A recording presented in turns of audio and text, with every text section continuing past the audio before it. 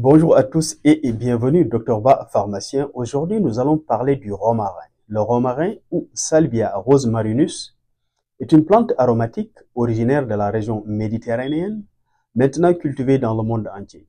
Utilisé depuis des siècles en cuisine et en médecine, le romarin possède plusieurs activités biologiques bien établies. Par exemple, le romarin est traditionnellement utilisé pour prévenir la perte de cheveux, notamment sous forme de rinçage capillaire dans la région méditerranéenne. L'huile essentielle de romarin dans la médecine traditionnelle iranienne est également appliquée sur la peau pour ses propriétés analgésiques, anti-inflammatoires et anti-acnéiques. Le romarin est aussi reconnu pour sa capacité à absorber les rayons ultraviolets et possède une activité antibactérienne, antifongique et aussi aiderait à maintenir l'homéostasie de la peau. Des études en cours sont en train d'explorer ses effets anti-inflammatoires, antioxydants, anti-infectieux et anticancéreux potentiels. Les bienfaits du romarin sont souvent attribués à ses principaux composés, notamment l'acide carnosique et l'acide ursolique. Mais est-ce que le romarin fait pousser les cheveux? Et comment? Dans un instant, nous allons répondre à ces questions. Mais examinons d'abord ses propriétés cicatrisantes. Les huiles de romarin ont été utilisées dans diverses préparations pour guérir les plaies. Une étude de 2022 menée sur des rats a révélé que l'utilisation d'une pommade à base d'huile essentielle de feuilles de romarin sur des lésions cutanées favoriserait la cicatrisation, réduirait l'inflammation et améliorerait l'angiogénèse qui est la formation de nouveaux vaisseaux sanguins, ainsi que la densité des fibres de collagène.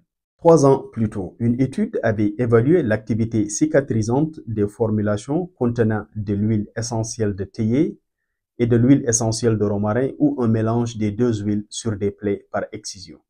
Le mélange s'était révélé plus efficace pour favoriser les différentes étapes de la cicatrisation avec une augmentation significative de la contraction des plaies observée dans le groupe traité avec le mélange comparé au groupe traité avec des huiles essentielles individuelles ou comparé aux animaux non traités. En 2010, une étude utilisant des souris diabétiques a montré que l'application sur des plaies d'huile essentielle de romarin pendant 3 jours réduisait l'inflammation, favorise la contraction des plaies et la réépithélialisation, tout en stimulant l'angiogénèse, la régénération des tissus et le dépôt de collagène. Le romarin peut-il favoriser la repousse des cheveux? La réponse semble être oui, avec des preuves. En 2023, une étude a développé une lotion capillaire à 1% contenant un extrait méthanolique de la partie aérienne du Salvia rosmarinus, évalué pour son activité potentielle sur la croissance des cheveux chez des souris. Comparé à une lotion capillaire standard au minoxidil à 2%, cette lotion au romarin a démontré une augmentation significative de la croissance des cheveux, surpassant celle observée chez les souris traitées avec le minoxidil, qui est un produit pharmaceutique largement utilisé contre l'alopécie. Et le seul problème soulevé par certains experts est que la concentration de 2% de minoxidil utilisée dans cette étude à titre de comparaison n'est pas optimale et que le minoxidil est souvent utilisé contre l'alopécie à des doses plus fortes, jusqu'à 5%. Mais 10 ans plus tôt, une autre étude avait évalué l'activité de l'huile de romarin contre l'alopécie et son effet anti-androgénique comparé à la finastéride et au minoxidil. L'extrait de feuilles de romarin utilisé contre l'alopécie androgénique chez des souris de laboratoire avait stimulé de façon significative la repousse des cheveux.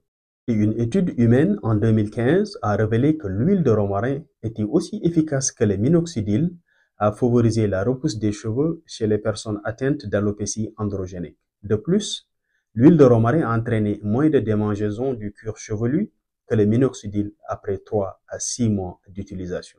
Autre bienfait de l'huile de romarin, la réduction des pellicules, l'atténuation du grisonnement prématuré et la réduction de l'inflammation du cuir chevelu.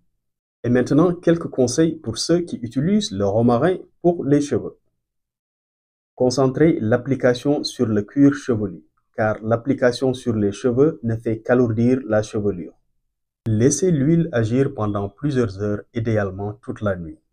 Évitez les produits parfumés qui pourraient diminuer l'efficacité de l'huile de romarin et irriter le cuir chevelu. Essayez des produits à 100% huile de romarin.